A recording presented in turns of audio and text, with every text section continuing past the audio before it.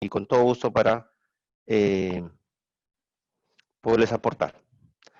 Bueno, ¿qué es una cadena de suministro? Tenemos varias definiciones, pero lo importante es que es una transferencia de bienes y servicios, información y recursos financieros entre una empresa, sus proveedores y sus clientes, ¿no? ¿Qué tanto podamos nosotros generar valor en una empresa en estos procesos de transferencia mencionados? Es lo importante. Entonces, según la definición de McKinsey, esta consultora, ¿no? Es una relación desde el proveedor de mi proveedor, mi empresa productiva, un centro de distribución, un cliente y el cliente de mi cliente.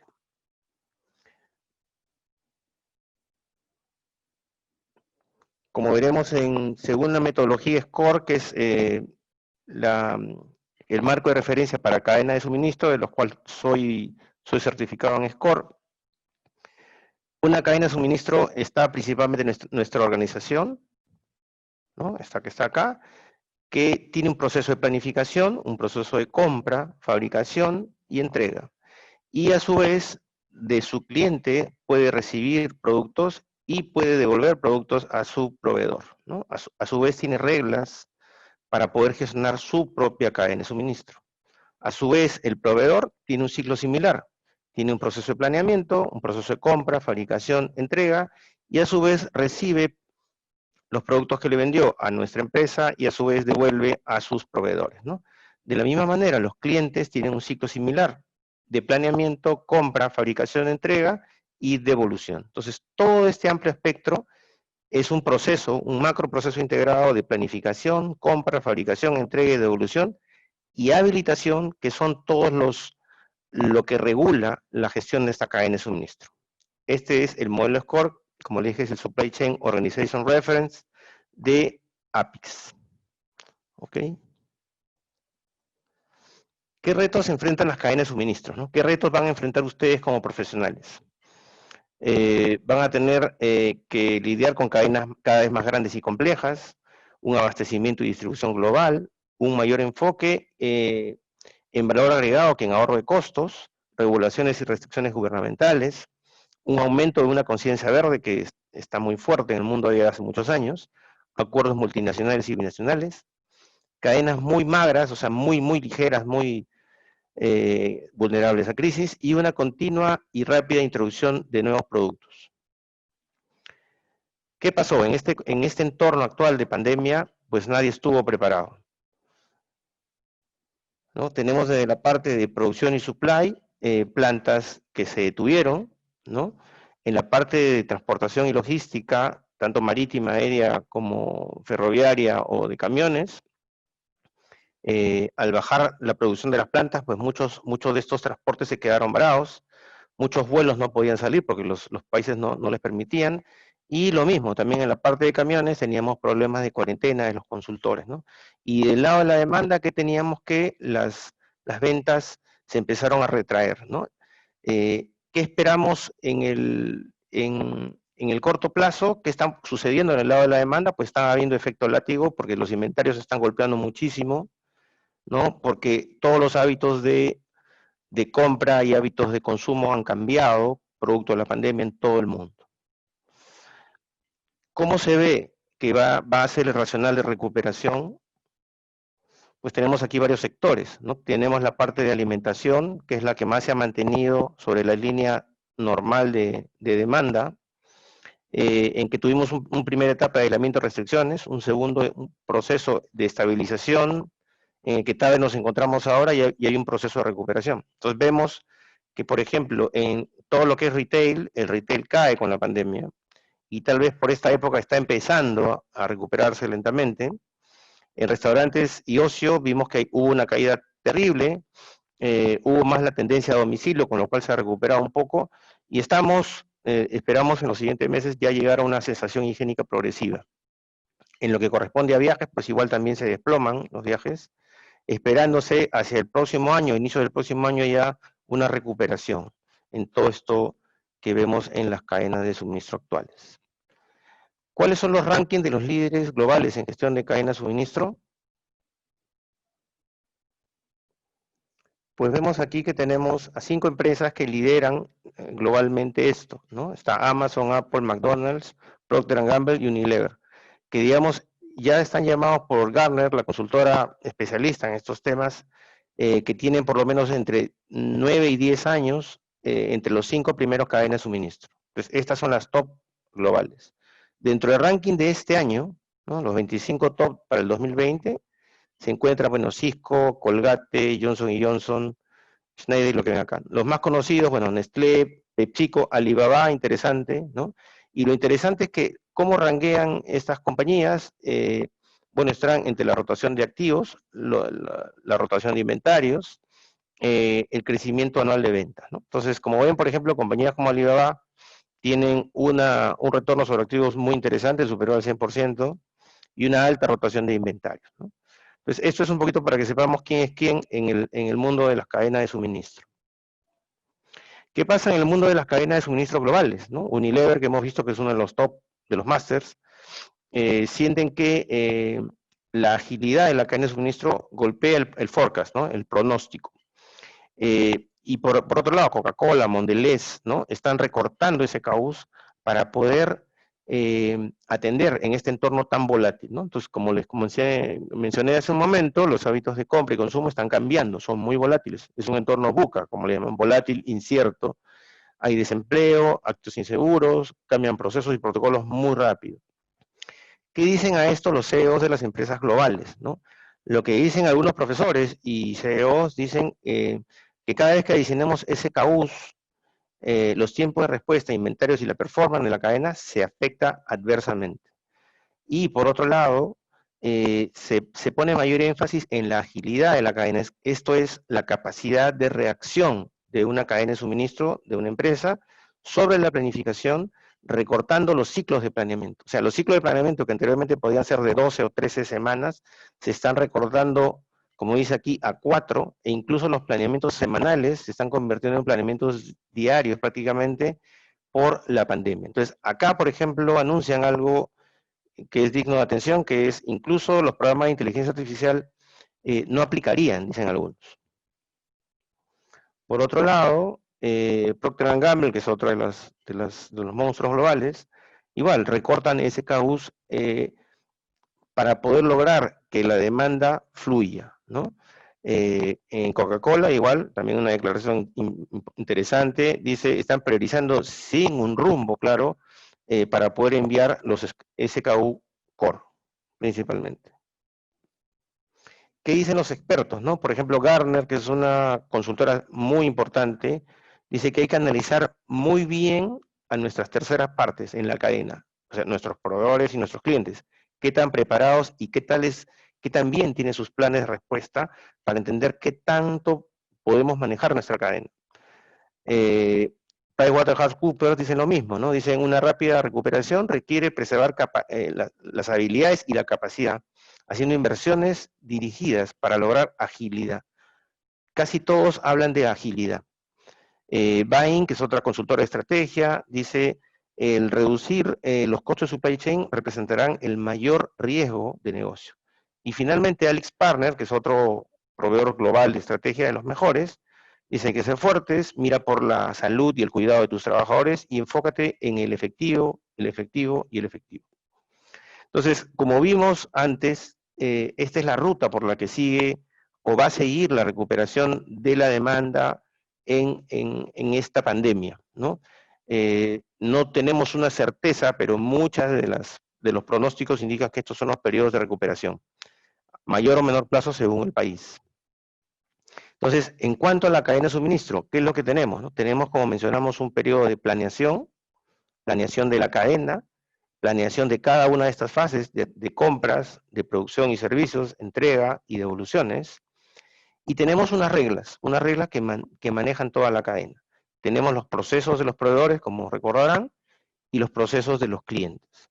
Entonces, tenemos procesos que indican la dirección del flujo de material, tenemos procesos en los cuales no hay flujo de material, como la planeación y los habilitadores, y tenemos procesos de información, como les dije en la primera lámina, que fluyen a lo largo de toda la cadena para poder, digamos, manejarla.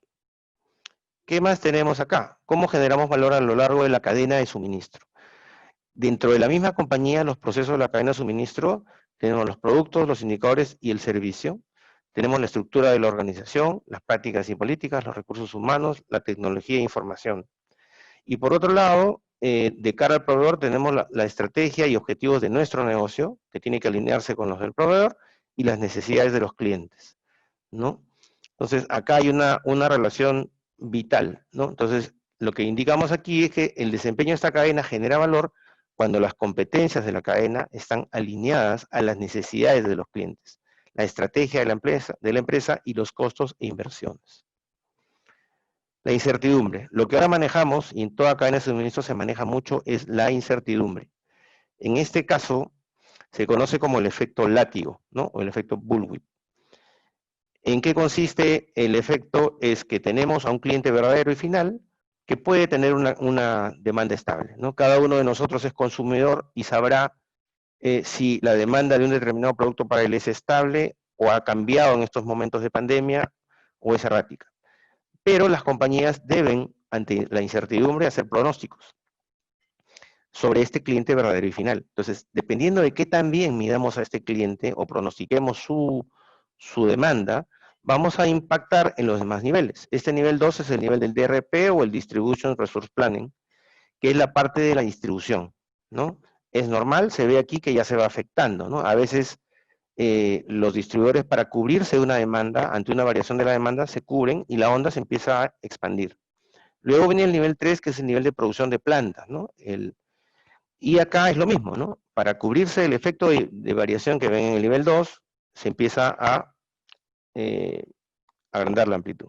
Y finalmente, a nivel de compras, en el Manufacturing Resource Planning, ya se ve el efecto de una demanda casi estable en cómo van variando. Entonces, esta incertidumbre que genera inventarios. Mientras más incertidumbre tenemos, más inventarios tenemos.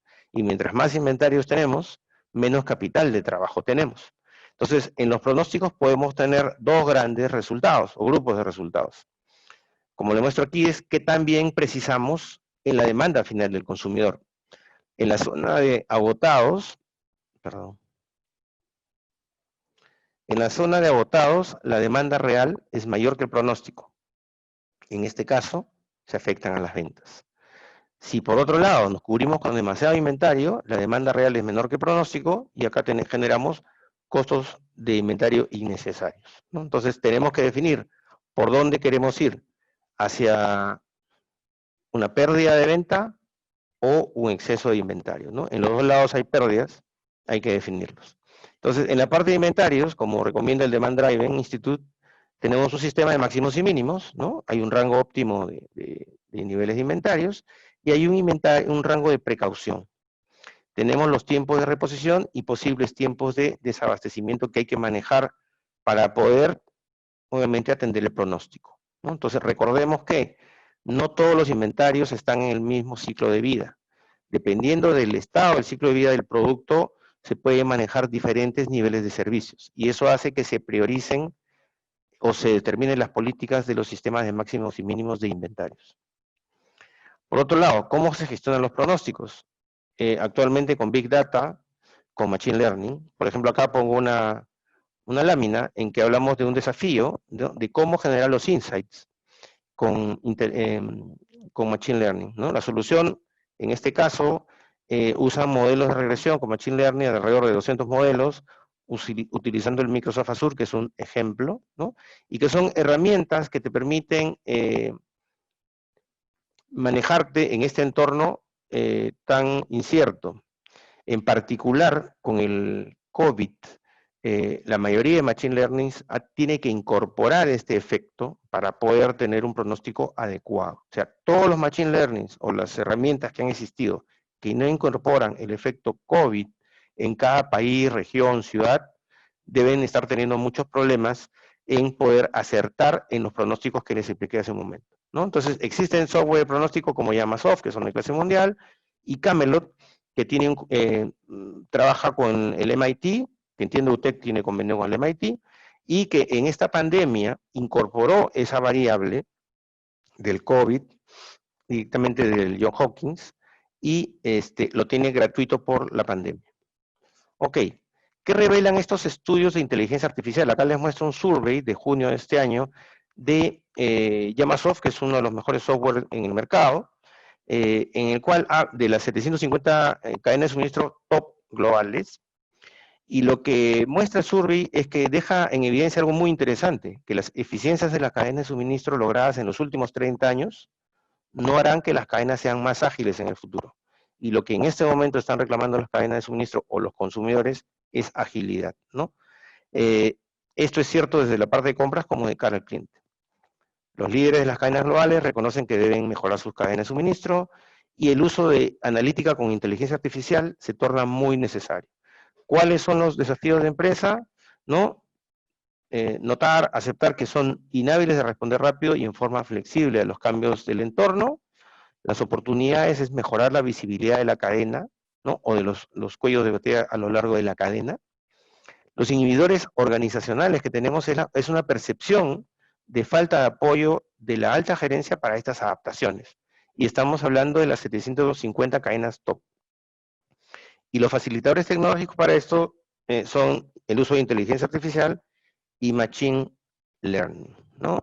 Moverse hacia una cadena de suministro más ágil se hace imprescindible cuando las ventas como ahora son cada vez más escasas.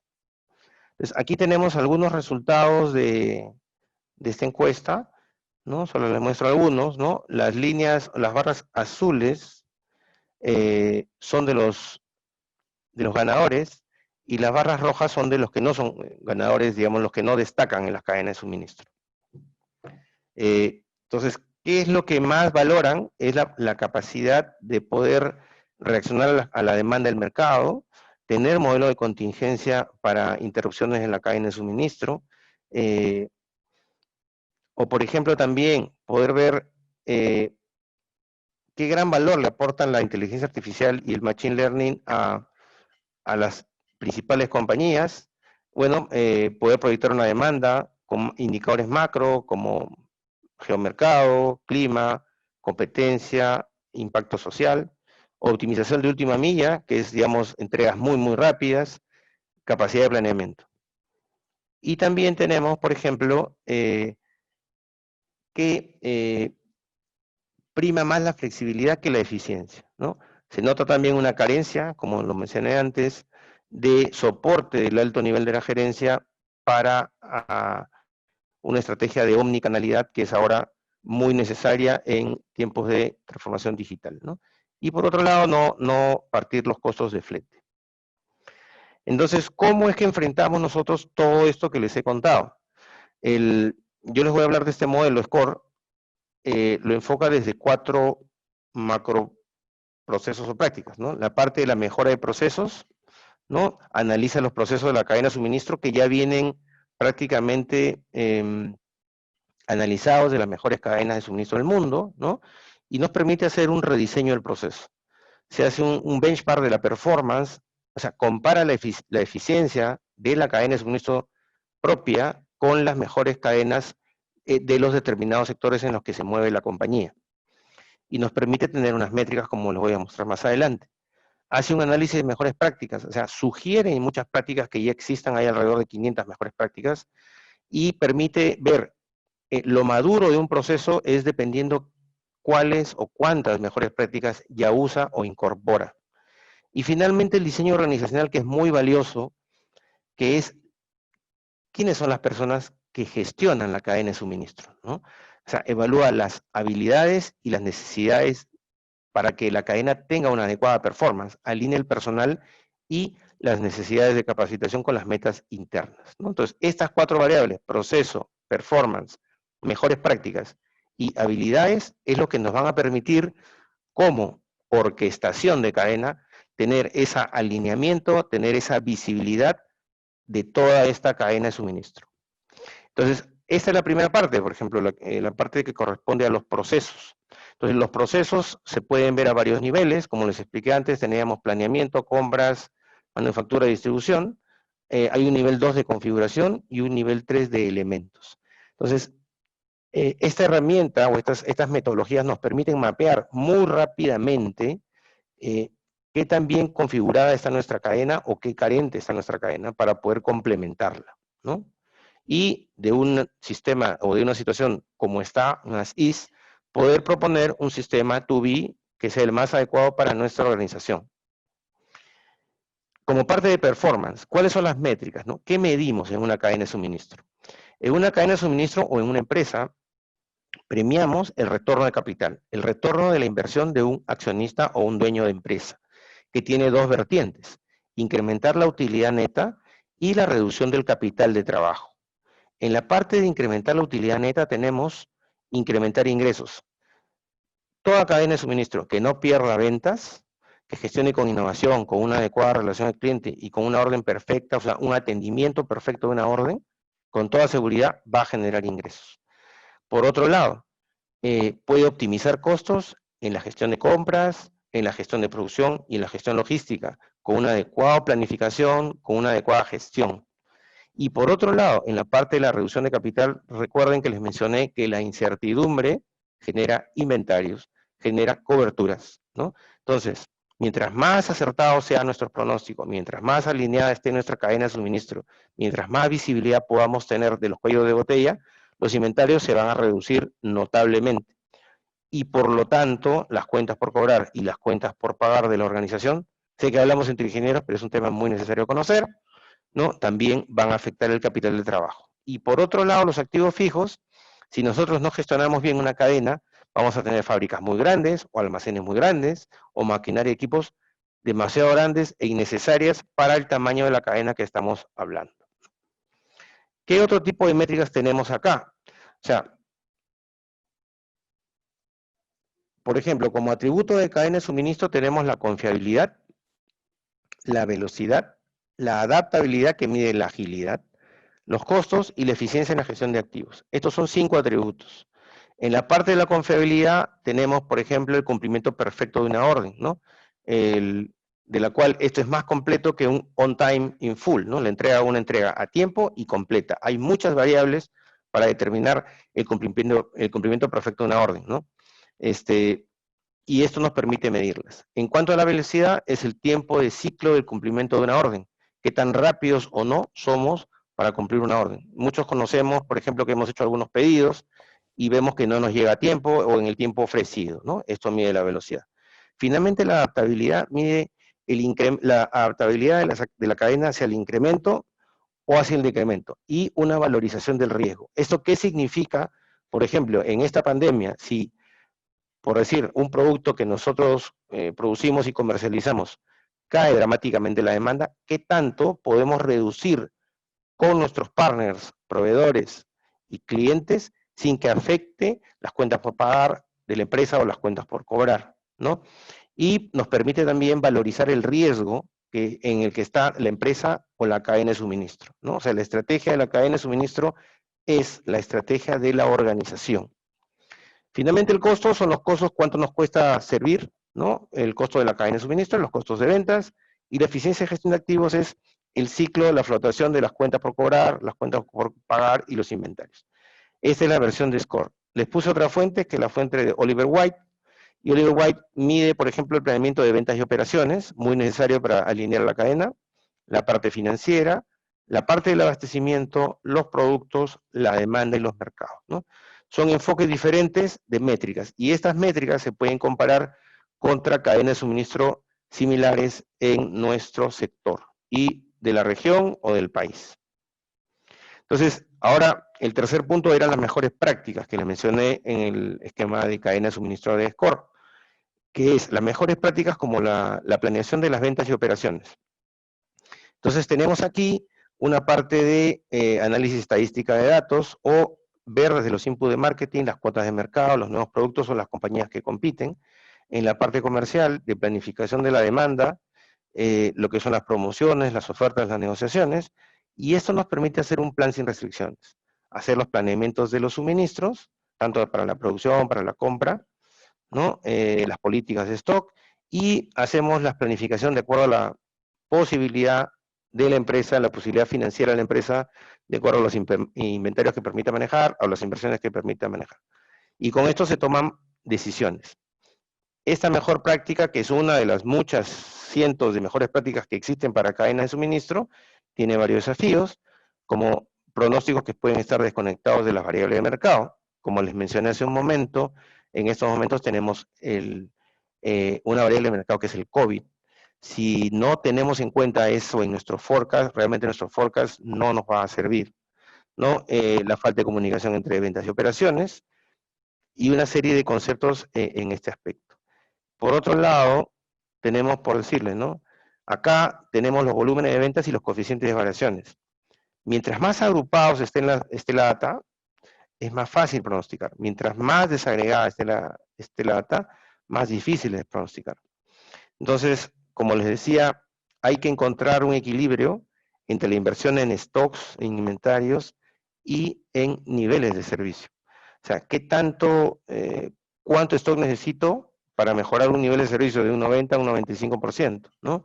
El stock de seguridad aumenta exponencialmente a medida que el servicio se acerca al 100%, ¿no? Y no todos los productos, o sea, requieren el mismo nivel de servicio, ¿no? Como ustedes saben, el ciclo de vida de un producto, ¿no? Mientras más el producto ya esté de salida, no necesita un nivel de servicio tan alto.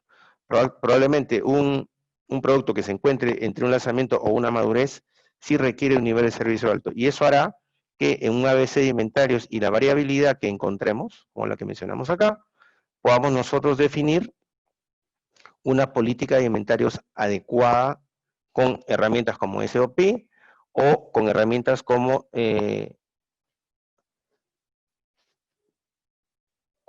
Demand Driven Supply Chain, ¿no?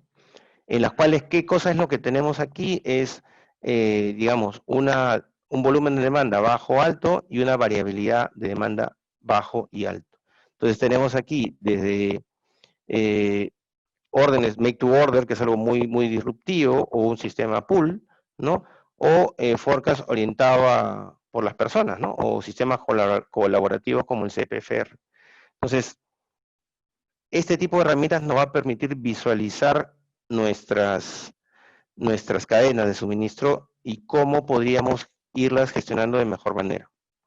Por otro lado, por ejemplo, si un poco, ahora usamos mucho los conceptos de ágil y los conceptos de lean, vemos que dependiendo del volumen y de la variabilidad es más adecuado uno u otro enfoque, ¿no? Un enfoque ágil se necesita en ambientes menos predecibles, donde la demanda es muy volátil, y un enfoque lean trabaja mejor con altos volúmenes, ¿no? Y una baja variación. O por otro lado también tenemos, por ejemplo, en esta fuente también de Demand Driving, ¿no? Toda la parte de planeamiento y estrategia, gestión de la demanda y del abastecimiento, la ejecución y el análisis, en que, así como tenemos los ciclos PDCA de Deming, tenemos un acuerdo colaborativo entre las partes, un plan de negocios conjunto, un pronóstico de ventas, las órdenes de planeamiento y forecast, la generación de órdenes, cumplimiento de las órdenes, la gestión por excepciones y una evaluación de la performance, ¿no? Todo en un ciclo en que está la manufactura, el distribuidor y el consumidor. ¿Qué otro tipo de prácticas o mejores prácticas tenemos?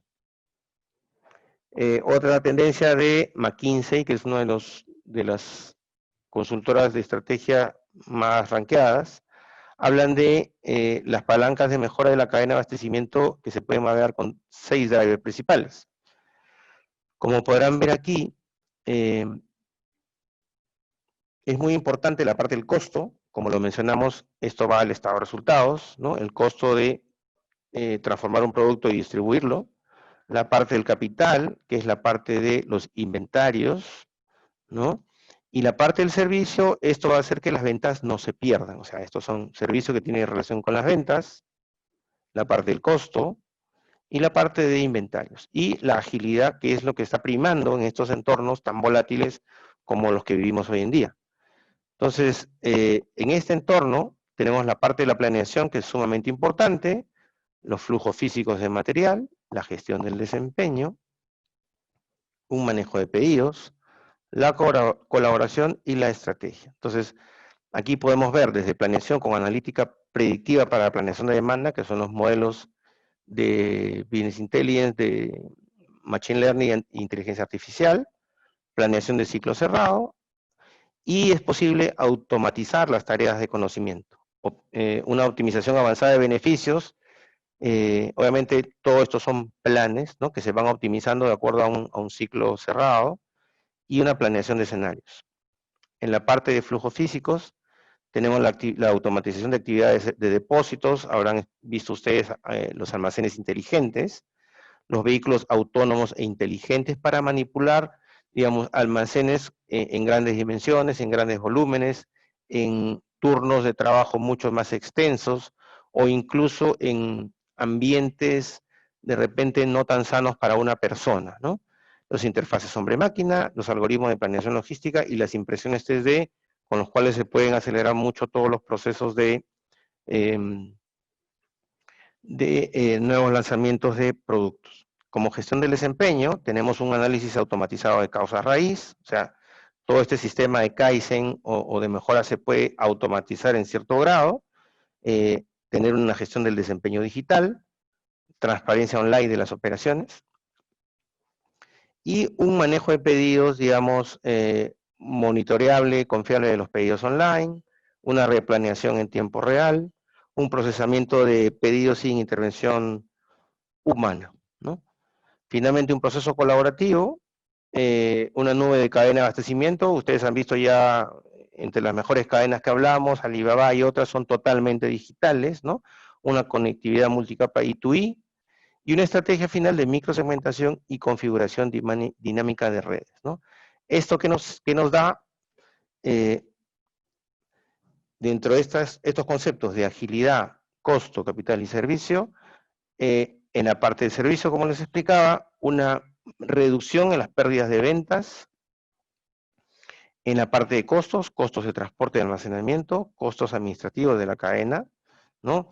Y finalmente el capital para la gestión de inventarios. Entonces, de acuerdo al nivel de referencia en la que se encuentre la cadena, o sea, la madurez de sus procesos, la orquestación de la misma cadena, vamos a poder tener hasta qué nivel de reducción vamos a poder experimentar o de mejora va a poder experimentar la cadena en pérdida de ventas, en costos de transporte y almacenamiento, en costos administrativos y en gestión de inventarios. Ya la última de las 4 procesos que les explicaba, ya la parte de las personas. Hemos hablado antes de los procesos, hemos hablado de las métricas de performance, hemos hablado de las mejores prácticas, les he mencionado solo algunas de las que existen. Tenemos la gente, nuestra gente, sus habilidades, ¿no? Entonces, estas habilidades se miden por entrenamiento, por aptitudes y por experiencia. Todo para poder manejar estos procesos con estas métricas y con estas mejores prácticas, ¿no? Hay que formar a los equipos, a las personas, para que se puedan desempeñar con comodidad y con solvencia y con capacidad en los procesos de una cadena de suministro, ¿no? Sobre todo en ambientes tan volátiles como los que tenemos hoy en día. Finalmente, ¿cómo gestionamos los riesgos en la cadena? Tenemos 2 grandes partes. La parte derecha es la parte operacional, que tiene que ver con los proveedores y con nuestros clientes, ¿no? Y la parte izquierda, que es la gestión propia, la gestión interna de la cadena, tiene que ver con la agilidad principalmente. Entonces, ¿qué manejamos en estos tiempos de crisis? La necesidad de manejar caja, de tener caja, de retener la caja, de tener una gran visibilidad de la cadena de suministro para poder, obviamente, responder ágilmente, rápidamente a los cambios del mercado, para no quedarnos con inventarios, para no perder ventas. Herramientas de pronóstico que incorporen, como mencioné, variables relevantes del mercado. En estos momentos, la más relevante es la COVID y los cambios en los hábitos. Los niveles de inventarios apropiados, como les comenté, hay diferentes maneras, tiene que ver con el ciclo de vida del producto, y bueno, hay muchas herramientas, el demand driving es muy apropiado para esto. La alta velocidad de respuesta, los procesos colaborativos, el personal, que es sumamente importante, y en estos momentos tener una redundancia de proveedores. Por otro lado, desde la parte operacional, tenemos un mapeo de proveedores estratégicos, los costos con los que gestionamos, qué tan madura es nuestra relación con ellos, los mapas de los nuevos canales, estrategias de distribución, transportes, como les expliqué al principio, es uno de los puntos que más ha fallado, y la adaptabilidad de esta cadena para que, digamos, sea una cadena sólida, robusta, ¿no? Pero a la vez ágil y flexible, ¿no? Que permita en todos los vaivenes del mercado poder responder adecuadamente. Finalmente, estos riesgos de la cadena de suministro se pueden medir en cada una de las fases de planeamiento, compras, retorno hacia las compras, producción, distribución primaria, retorno de los clientes hacia la distribución primaria, la distribución secundaria o a nivel de detalle, y todo lo que son los procesos y las políticas de la organización. Todo esto nos da un marcador que nos permite poder evaluar qué fase o qué proceso dentro de nuestra cadena de suministro requiere más atención. En este caso, este ejemplo, aparentemente lo que más requiere es la parte de planeamiento y en segundo lugar la parte de compras, ¿no? Ya sobre esto se hace un análisis de los procesos que mostré al principio, ¿no? Y sobre eso se puede corregir rápidamente el riesgo para evitar perder una oportunidad o perder, digamos, dinero, ¿no? Finalmente, ¿cuáles son las medidas para mantener la operatividad de una cadena de suministro ante este entorno COVID-19, ¿no? Mirando en un entorno de mediano y largo plazo, tendremos que tener aparentemente tres grandes ejes. El primero es mejorar la visibilidad y la digitalización de la cadena. Las empresas deben tener en todo momento claro las limitaciones de sus partners, ¿no? De proveedores y clientes, ¿no? Tanto de primer nivel, segundo y tercer nivel. Modelar los nuevos riesgos y sus costos asociados. Bueno, ¿cuáles son los riesgos macro en este momento? Bueno, desastres, guerras políticas o pandemias, riesgo de demanda, fallos de previsión, cambios en los patrones de compra, riesgo de fabricación, huelgas, explotación de trabajadores, o etcétera, riesgo de suministros, paradas en la producción, en COVID se puede dar muchos efectos, riesgo de transporte, accidentes o controles. Y finalmente, una resiliencia de la cadena de suministro, ¿no? La capacidad para poder adaptarse a los cambios, ¿no? Será clave poder responder rápidamente a las disrupciones para mitigar un impacto global de la cadena, disponiendo a su vez de varias alternativas ante sucesos no previstos. Ok, bueno, y eso sería todo. Espero haber aportado en la presentación y por favor, con todo gusto para si tienen algunas preguntas. Muchas gracias, Jorge. A los asistentes, si desean, pueden utilizar el micro o enviarnos sus consultas por el chat. Valeria Castillo nos ha escrito, a ver, leo aquí. Buenas tardes, Jorge, muchas gracias por la exposición. Mi pregunta es, ¿hasta qué punto debemos saber sobre temas económicos como cuentas por pagar o por cobrar, balances financieros, etcétera? Bueno, es muy necesario el que tengas un conocimiento de eso, porque definitivamente, bueno, yo soy ingeniero mecánico, por ejemplo, ¿no? Y en tu futuro profesional, tú puedes llegar a manejar una compañía o estar en una posición de gerencia. Entonces, los temas económicos son muy importantes, porque todo proyecto, toda mejora que uno quiera proponer, necesita un retorno de la inversión que vas a solicitar para tu proyecto. Entonces, es sumamente importante que todo ingeniero tenga dentro de su mindset, ¿no? Digital, técnico, también un mindset financiero, que es muy importante, como les he mostrado aquí, ¿no? O sea, el efecto de inventario es en el capital. Si la empresa es pequeña, no tiene muchos fondos, no va a destinar muchos fondos a inventarios y a su vez va a dificultar el manejo de la cadena de suministro que puedas tener, ¿no? Muchas gracias, Valeria, por la pregunta.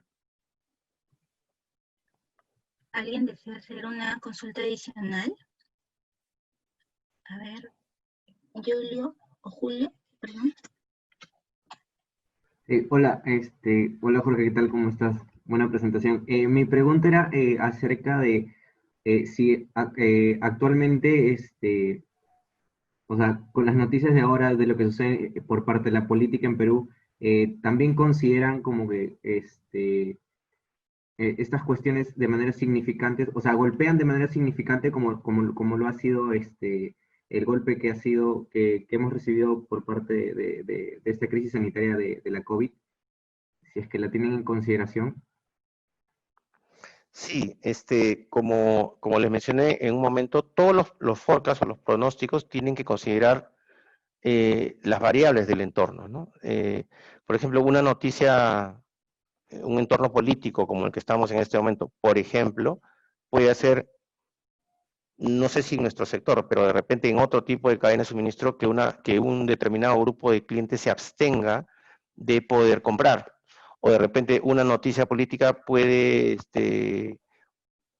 propiciar digamos, que la gente compre mucho, ¿no? Entonces, uno tiene que estar muy atento a eso y como les mostré, no sé si recuerdan la parte de los gráficos, mientras más variables considere tu modelo pronóstico, obviamente que sean relevantes para tu sector y para tu compañía, definitivamente sí impactan, ¿no? O sea, una noticia favorable va a ser que el consumo en nuestro negocio, por ejemplo, en el que soy yo, suba, ¿no? Una noticia desfavorable probablemente lo inhiba, ¿no? Una pandemia, por ejemplo, diríamos que va a orientar de alguna manera la demanda, sí, como tú bien decías, y una noticia política definitivamente también, ¿no? Porque puede afectar en la parte económica del consumidor y del mismo fabricante, ¿no? Muchas gracias.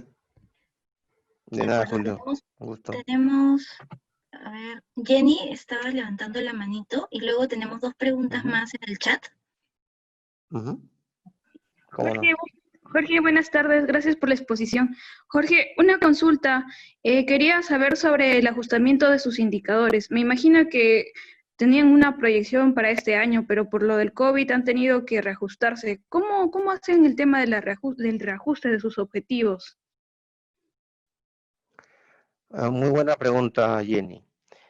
Como te dije, ¿no? O sea, mientras más, obviamente, esto es como un modelo econométrico, digamos, ¿no? O sea, la economía cambia y obviamente el hábito del consumidor cambia, ¿no?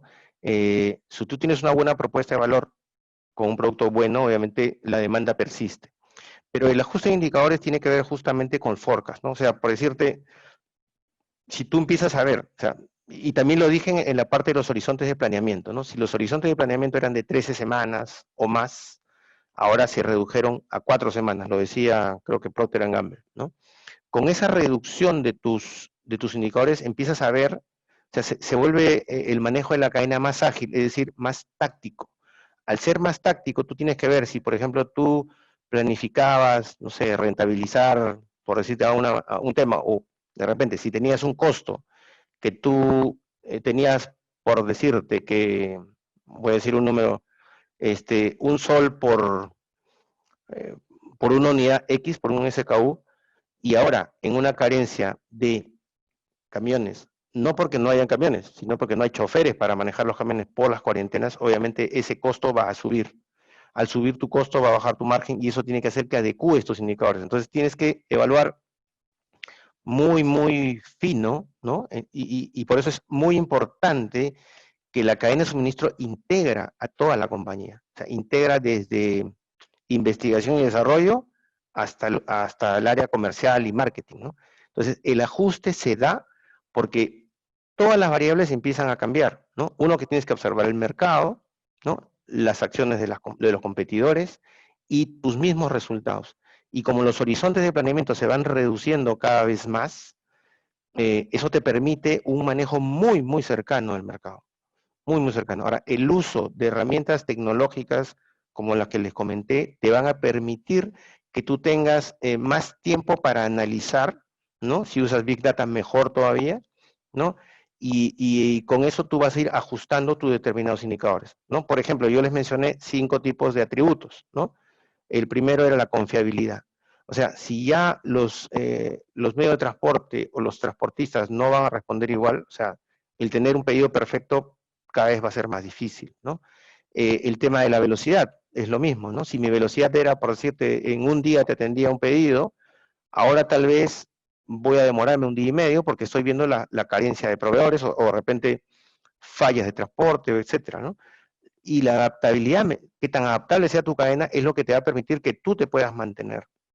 Lo mismo, las últimas dos que eran costos y gestión de activos, es lo mismo, ¿no? O sea, tus costos van a subir probablemente, ¿no? Y tu gestión de activos también, probablemente tus clientes te pidan más crédito, porque es una situación grave y ellos están vendiendo menos. Entonces, es muy importante medir el entorno para poder reajustar tus indicadores. Muy buena pregunta, Jenny, te felicito. Listo, gracias. Nada que... Gracias, Jenny. Gracias, Jorge. Tenemos varias preguntas en el chat. Para los que no logren enviar sus preguntas, les comento que vamos a tener a Jorge en una segunda edición. En la cuarta edición de Industria San Miguel va a también estar Jorge, así que si no llegan a hacer sus preguntas, las podemos hacer en la siguiente sesión. Tenemos una pregunta de Bruno García, hola Jorge, tengo una duda de cómo podrías tener un buen forecast con el COVID. Hablabas acerca de poder capturar esas variables. ¿Conoces algún factor que capture el COVID?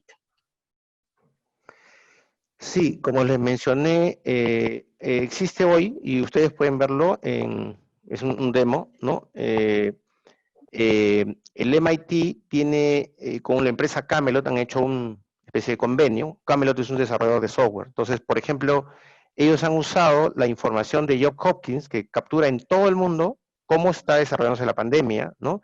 Y las diferentes variables que usa, o sea, la cantidad de infecciones, la cantidad de muertes, y los impactos, inclusive a nivel de ciudad. Entonces, toda esa Big Data la incorpora el modelo. Entonces, por ejemplo, obviamente, por ejemplo, ¿no? Entonces, al incorporarlo, y lo pueden buscar, es gratuito, lo pueden mirar, ¿no? Ahí puedes darte una idea más real de cómo incorpora esto. Entonces, si tú tenías un escenario pre-COVID, en la cual tú ya conocías cuáles eran los históricos del mercado, más o menos cuáles eran las acciones de los competidores, que un clima más cálido vas a vender más, en el caso de nuestro sector. Ahora esas variables ya no funcionan igual. Entonces, es modelamiento matemático, ¿no? Son modelos estocásticos y probabilísticos que te van a permitir usar ese tipo de variables. Lo importante es que tengas la data, y Johns Hopkins sí la tiene. Buena pregunta, Bruno. Excelente. Ahora vamos con la consulta de Paul Sánchez. Dice, ¿tienes conocimiento de cómo partir o iniciar el uso de Machine Learning para el forecast en una empresa? Por ejemplo, mencionaste Microsoft Azure. Sí, hay varias soluciones, ¿no? O sea, inclusive hay soluciones más asequibles, ¿no? Hay software, bueno, tipo R, o por ejemplo, de alguna manera, por ejemplo, el @RIS tal vez no es un Machine Learning, no estoy haciendo promoción, pero tengo entendido que muchas universidades lo usan, ¿no? Que te dan muchos modelos que se acercan en mayor o menor forma, o es conjunción de varios modelos matemáticos que se acercan a la curva de tu demanda en particular, ¿no? Ahora existe mucha oferta de software, y muchos están buscando ofrecer sus servicios porque es parte de una comunidad de científicos, ¿no? El R también es otro de esos software que permite investigar el Machine Learning, ¿no? Pero hay varias herramientas, ¿no? Hay bastantes herramientas a la fecha. El Azure es uno de ellos, ¿no? Ahora Muchas gracias, Paul. Gracias. Tenemos una consulta más, es de Frances Reyes. Buenas tardes, Jorge. Mi consulta es la siguiente. ¿Qué tanto puede involucrarse una empresa de automatización en la cadena de suministros? Buena pregunta. Bueno, si lo que te refieres es, por ejemplo, a la parte de automatización digital, yo mencioné, cuando mencioné cadena 4.0, a la parte final, en varias partes, ¿no? La cadena de suministro tiene en la parte del make, me imagino que Francis debe ser mecánico, electromecánico, o mecatrónico tal vez, ¿no? En la parte del make, tú tienes muchos procesos de automatización, ¿no? Por ejemplo, desde la medición de la eficacia del proceso, el OEE, ¿no? Hay compañías que no miden ese proceso en línea. Entonces, el hecho de hacer más eficiente ese proceso productivo y que lo puedas controlar, puedes controlar la energía que gastas, si usas agua o no la usas, o las determinadas variables. Si ese proceso lo automatizas y generas árboles de pérdidas, puedes optimizar eso, ¿no? Ya muchos dispositivos ahora o máquinas con Industria 4.0 tienen incorporado esa parte. Y obviamente, a la medida que haya más automatización, te permitirá te permitirá poder tener producciones digamos, largas o variables o a medida, ¿no? En la parte productiva. En la parte de almacenes también, ¿no? Por ejemplo, hemos hablado, les mencioné, los almacenes inteligentes, en que se automatiza la carga, la descarga, inclusive ya hay gestión de inventarios por voz hace muchos años, ¿no? O inclusive robots, ¿no? O robots simples que te mueven la carga y la van cargando, apilando, paletizando y cargando al camión, ¿no? Todo depende del volumen de la empresa en la que se está trabajando, ¿no? Bueno, esto de Machine Learning son herramientas que se usan y pueden capturar datos de capturadores de datos dentro de las plantas para poder y ofrecerte soluciones, ¿no? Definitivamente hay mucha oportunidad. Muy buena pregunta, Francis, gracias. Ahora vamos con Santiago Contreras. Buenas noches, Jorge. Felicitaciones por su exposición. ¿Cuál ha sido el sector de Industria San Miguel o su cadena que se ha afectado más por la pandemia y cómo han lidiado con ello? Bueno, sí, teníamos varios frentes, ¿no? Como te dije, en los primeros momentos de la pandemia, el Perú entró en cuarentena, ¿no? Nosotros, bueno, tenemos experiencias en varios países de la región, ¿no? En que hemos visto diferentes comportamientos de los países ante el COVID, ¿no? O sea, uno es el comportamiento en Perú, otro fue el comportamiento en Brasil, otro fue el comportamiento en Dominicana, o en Chile, donde mercados en los que nosotros operamos. Entonces, los comportamientos, los hábitos de consumo y compra cambiaron de manera, digamos, parecida, pero no igual. Entonces, digamos, nosotros lidiamos con reducir nuestros horizontes de planeamiento, los reducimos. Hubo una integración natural de los equipos que probablemente antes pudiesen tener algún tipo de distanciamiento, ahora se volvió un equipo de trabajo y redujimos los plazos de la demanda y del pronóstico. Eso fue lo primero. También, como estábamos muy bien integrados con nuestros proveedores, ¿no? Conversamos con todos nuestros proveedores y les hicimos ver que todo el negocio estaba cambiando y que iba a cambiar de manera muy disruptiva y que teníamos que alinearnos todos. O sea, a eso llamamos alineamiento de cadena. El alineamiento de cadena creo que fue algo fundamental para nosotros para poder enfrentar con éxito esta crisis, ¿no? Y sobre todo, yo creo que en el caso de Industria San Miguel, nuestra alta dirección jugó un rol muy importante, ¿no? En la cercanía con las decisiones que habían que tomarse. Pero definitivamente, yo sigo diciéndolo, el alineamiento de una cadena de suministro y la visibilidad que se tenga de la cadena permitirá enfrentar de la mejor manera cualquier situación que haya, ¿no? Buena pregunta, Santiago, muy aplicable. Gracias, Jorge. La última pregunta es de Paul Sánchez.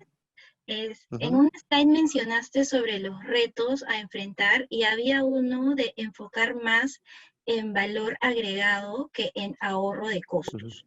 ¿Podrías detallar o explayarte mejor en esto? Tal vez quiero un poquito más de detalle, ya que este punto suena algo raro al saber que el objetivo de toda empresa es ganar dinero y optimizar los costos es algo que apoya a eso. Claro, Paul, sí, mira, es como, una cosa es generar valor, ¿no? Por ejemplo, un profesional que invierte en su educación, ¿no? Puede elegir una universidad de élite o una universidad no de élite, ¿no? El resultado probablemente sea el mismo profesional, ¿no? El tema es cuál de ellos dos va a agregar más valor. O, en el caso de un producto, ¿no? Tú puedes vender un producto, digamos, de muy bajo costo, ¿no? A un precio muy bajo, pero si tú buscas entregar un producto que al cliente, la experiencia del usuario, o el UX, como le llaman ahora, le dé la experiencia que ese usuario está buscando, ¿no? O sea, es como que darle, como dice la cadena de suministro, el producto correcto para el cliente correcto, en el lugar correcto y en el momento correcto y en la cantidad correcta, pues yo te aseguro que ese cliente y cualquiera de nosotros va a estar en disposición de poder pagar por lo que él está percibiendo que recibe, ¿no? En eso hablamos. O sea, no todo es, o sea, hay ahorros de costos, sí, pero hay otros posicionamientos de otras empresas que es una propuesta de valor, ¿no? Es como, bueno, no sé si esto te satisfizo la pregunta o de repente necesitas otro enfoque, pero es poder recibir más del producto. Eso también genera que el consumidor pueda aceptar pagar por ese producto de un mayor valor, ¿no? Espero que haber respondido a tu pregunta.